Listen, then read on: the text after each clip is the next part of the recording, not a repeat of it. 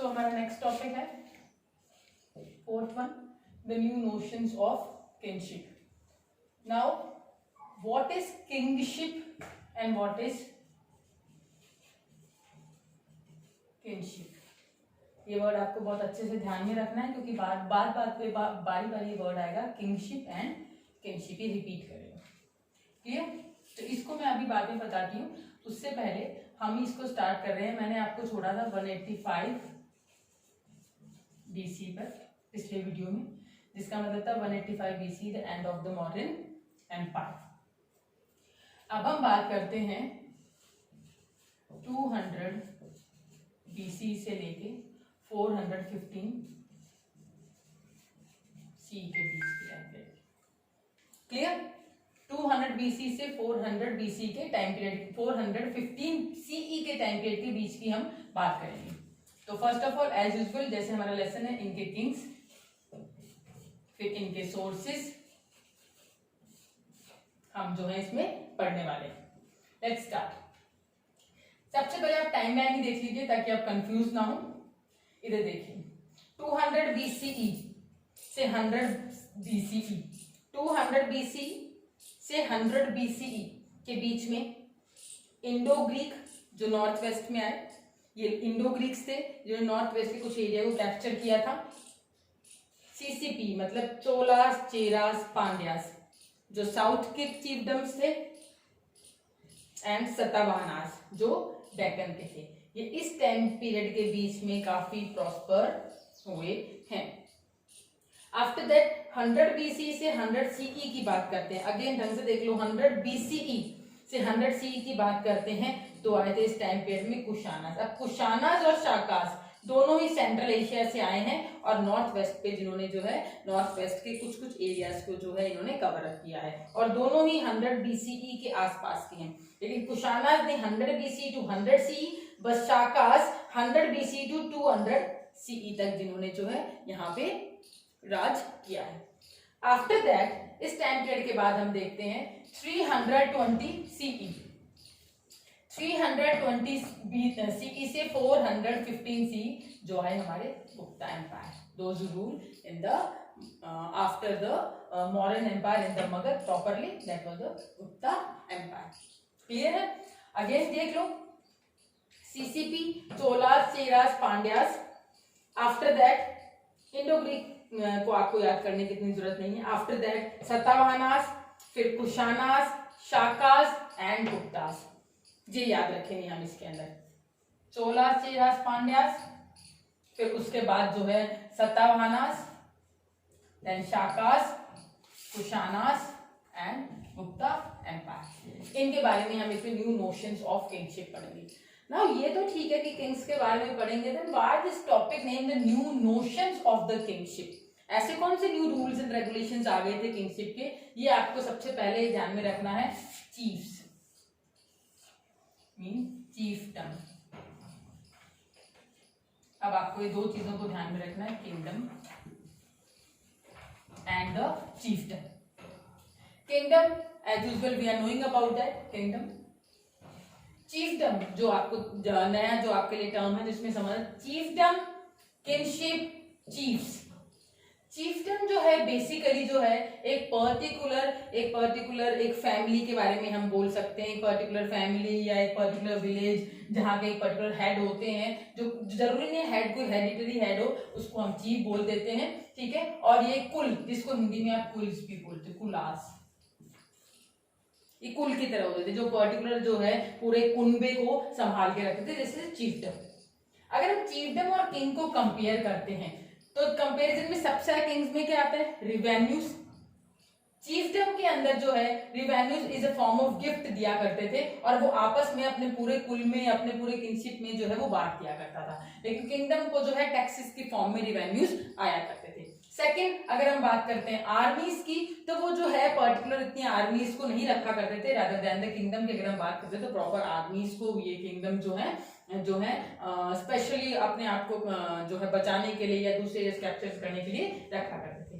ये है हमारा जो न्यू नोशन ऑफ किंगशिप है, जो हमें बेसिकली 200 से लेके 400 के बीच में जो हमें पढ़ना है. अब दैट डजंट मीन कि जो मैंने मैंने सारे बताए, सीसीपी, कुशाना, ये सब जो है हमारे चीफडम्स है। नहीं, चीफडम जो है स्टार्टिंग के स्टेज के अंदर जैसे सीसीपी की बात करते हैं ऐसे चीफडम्स की तरह जो है उभर के आए और बाद में धीरे धीरे ये सब क्या बन गए, किंगडम्स। जिसमें चीफडम की अगर हम बात करते हैं स्पेशली हम सिर्फ सीसीपी की बात कर रहे हैं, चीफ्स की, जो बाद में बड़े किंगडम्स कहलाए। ये सतावाहनास, शाकास, कुशानास एंड गुप्तास के बारे में हम बात नहीं कर रहे हैं, स्पेशली चीफडम में हम किसकी बात कर रहे हैं, सीसीपी के।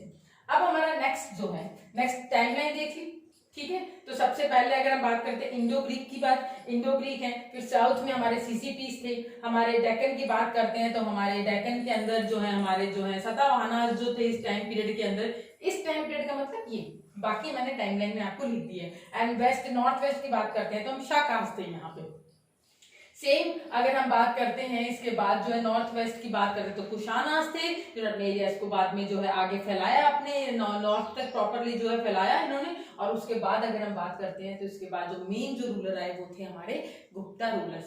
वैसे सबसे इंपॉर्टेंट मॉडर्न्स, और मॉडर्न्स के बाद जो है गुप्ता एम्पायर सबसे मेन एम्पायर में जाना जाता है। बीच में जो है छोटे छोटे बहुत सारे ऐसे किंगडम्स जो है, ऐसे जो है किंगशिप्स आई थी। अब हम सेकंड स्टेप पे आते हैं, इन सब के हमें सोर्सेस कहां से मिले। सोर्सेस अगर हम चेलास, चोरास, पांड्यास, साफ साफ क्लियर, मैंने आपको पहले ही बताया साउथ की टर्म है। और ये जो है चेलास, चोरास, पांड्यास का एरिया कौन सा था, साउथ। उस टाइम पे साउथ तमिलापक्कम कहा करते थे, जिसके अंदर कौन से एरिया आते थे, आंध्र प्रदेश, केरल और आज के तमिलनाडु, तमिलापक्कम बोला करते थे। ये जो एरिया था किसका था, सीसीपीस का था। हमें कहां से पता चला, हमें सोर्सेज से पता चला, तमिल संगम टेक्स्ट, सबसे बड़ा संगम टेक्स्ट साउथ का जो सबसे बड़ा सोर्स है वो हमारे संगम टेक्स्ट है, जो हमारे ये माना जाता है कि हमारे बाकी सोर्सेज से भी पहले लिखा गया था। उसके बाद जो है एक और है शिलापादिकरण, एक एपिक है जो लिखी गई थी। आफ्टर दैट हम ये जो ये आ गया तुम्हारा सीसीपीस का, क्लियर हो गया। नेक्स्ट पे आ जाओ सतावाहनास एंड शाकास, ये डेक्कन के और ये हमारे नॉर्थ वेस्ट के जो है हमारे जो है रूलर्स थे, डेक्कन और नॉर्थ वेस्ट के। ये लोग जो है वहीं से जो है ट्रेड क्या करते थे और रिवेन्यूज जो है लॉन्ग ट्रेड रूट के थ्रू जो है ये रिवेन्यूज लिया करते थे, दोनों के दोनों ही लॉन्ग ट्रेड रूट के थ्रू कम्युनिकेशन भी किया करते थे। आफ्टर दैट अगर हम सेकेंड इसमें बात करते हैं सोशल ओरिजिन की, सोशल ओरिजिन की, तो सतावाहनास जो है, शाकास ने कभी अपनी ओरिजिनिटी को क्लेम नहीं किया है, बट आफ्टर सम टाइम जब सतावाहनास प्रॉपरली जो है यहाँ पे अपने किंगडम को एस्टेब्लिश कर चुके थे मींस इंडिया के अंदर, तो धीरे धीरे जो है अपने सोशल ओरिजिन को यहाँ पे क्लेम करने लगे थे कि we are from India only and all that things. So this is the chiefs and the kings in the south. Come to the next one.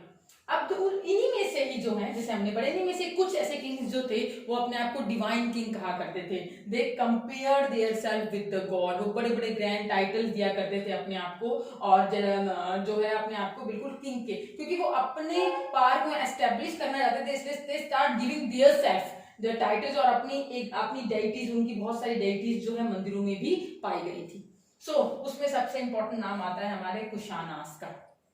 Kushanas जो थे, कुशानास के जो किंग्स थे वो अपने आप को डिवाइन किंग कहा करते थे। क्लियर? अब how do we know? We know with the help of the sources. For example Mathura में, यूपी में और अफगानिस्तान में भी उनके बड़े बड़े जो है कोलोसल स्टैच्यूज, मतलब बिग स्टैच्यूज जो है उनके मंदिरों में पाए गए हैं, मठों में उनके स्टैच्यूज पाए गए हैं। सेकेंड, इससे चीज क्लियर हो जाती है कि वो अपने आप को कंपेयर क्या करते थे। फॉर एग्जाम्पल कॉइन्स, अगर हम कॉइन्स के दोनों साइड देखें तो एक साइड जो है किंग का, एक साइड जो है हमारे जो है किंग का जो है होता था पिक्चर, और दूसरी साइड जो है गॉड का होता था।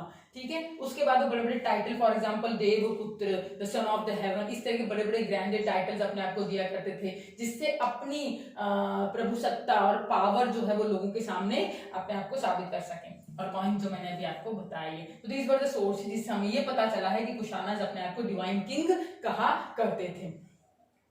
Then the next and the last one and the not the least, Gupta Empire. Gupta Empire जो establish हुआ 320 C as usual, Chandragupta first. Now there is a difference, Chandragupta Maurya नहीं बात कर रहे हैं, यहाँ बात कर रहे हैं चंद्रगुप्त फर्स्ट ने गुप्ता एम्पायर का जो है फाउंड किया। He was the founder of the Gupta Empire and after that इनके बाद इनके बेटे आए Samudragupta and after that Samudragupta के बाद आए चंद्रगुप्त सेकंड। ये 3 आपको याद रखने। अब इनके जो सोर्सेज हमें कहाँ से मिले, इनके सोर्सेज हमें बेसिकली जो है हमें प्रशस्ति से मिले। इनके सोर्सेज बेसिकली हमें मिले हैं प्रशस्ति से। अब प्रशस्ति क्या होता है? Prashastis are the poems that composed by the poets in the praise of the king, जो किंग की तारीफों में और ऐसे बात। तो इसमें हिस्टोरियंस ने क्वेश्चन मार्क लगा है कि इट इज नॉट इम्पॉर्टेंट कि जो भी प्रशस्ति हमें मिली हैं वो सब एकदम ओरिजिनल चीजें किंग के बारे में बताती हैं, क्योंकि कभी कभी पोइम्स में राइम्स को बनाने के लिए जो है कुछ भी उसमें एड ऑन भी कर सकते हैं, लेकिन उसमें सबसे इंपॉर्टेंट प्रशस्ति जो मानी गई है दैट वाज द प्रयाग प्रशस्ति, जो जिसको हम इलाहाबाद पिलर, जो इलाहाबाद इंस्क्रिप्शन है इलाहाबाद पिलर के नाम से भी जानते हैं, जो किसने लिखी है? हरिसेना ने कंपोज की थी। और हरिसेना जो है सेकंड गुप्ता एम्पायर के समुद्रगुप्त सेकंड किंग जो थे समुद्रगुप्त, उनके कोर्ट में जो थे क्या थे? पोएट थे। तो ही कंपोज्ड प्रयाग प्रशस्ति in the praise of the Samudragupta, जिससे हमें इनके बारे में सब पता चला है। Thank you.